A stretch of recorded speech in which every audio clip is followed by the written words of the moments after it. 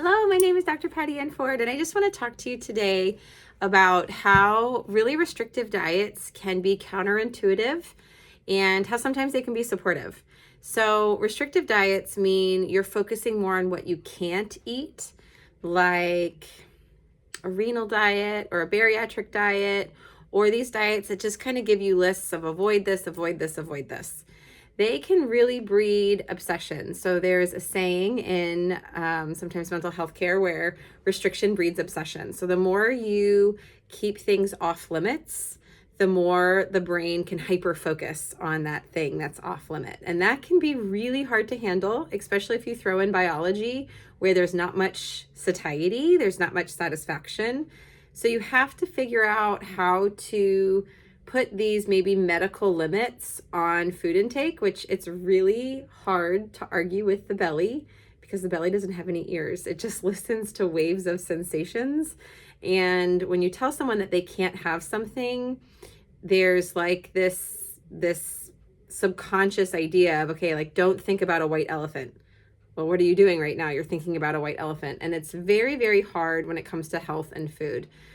How it can be supportive, it can support medical, biological processes to help you live longer or help you live more well, whatever that means to you. So sometimes if you're navigating any sort of renal insufficiency, which are kidneys, you need to avoid things such as sodium, potentially potassium, potentially phosphorus, which that's in a lot of foods, including dairy, including beans, avocados. And so by having high intakes of those nutrients can really make your kidneys work harder, which could potentially make you more septic, which could be an increased risk for different complications or fatalities.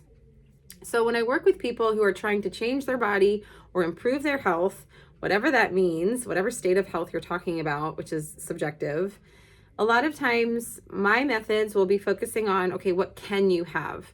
Let's focus on things that you can do. That shift will breed a more positive energy. And it's not about toxic positivity, but it's about leaning into a creative space, which has more joy, more longevity than an obligation space, which is, I can't do this, I shouldn't do this, I must not do this. That type of energy, that type of train of thought can lead to more burnout. And then you feel like you need a cheat day or you just fall off the wagon or whatever the language that you want to use is you're not doing what you actually want to be doing. And it's really, really hard in our society when we're surrounded by messages of food, whether those messages of food are guilt or shame producing. And it can be really difficult. And so a lot of times restriction does breed this obsessive type of thinking, which leads to poor health outcomes. So when you're working with a provider, I would like to personally recommend that you're trying to find foods that do build your health and taste delicious. The number one reason why you do choose foods is because you do enjoy the taste typically. And you want to find things that make you feel like you're kind of in this abundant type of lifestyle. A lot of times when people come to dietitian, there's this food police of what you can't have, what you shouldn't have, and that's really exhausting and not very fun. And typically we don't do things for very long that are fun. And food is the one thing that I know you do have to engage in for the rest of your life.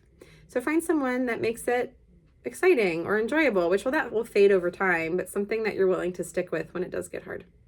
All right, hope this helps. Bye.